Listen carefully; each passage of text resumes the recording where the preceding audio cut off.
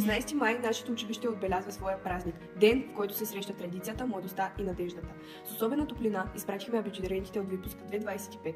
По традиция те засадиха дърво в двора на училището, дърво на спомените, корени от приятелство, ствол от знания и колони, протегнати към бъдещето.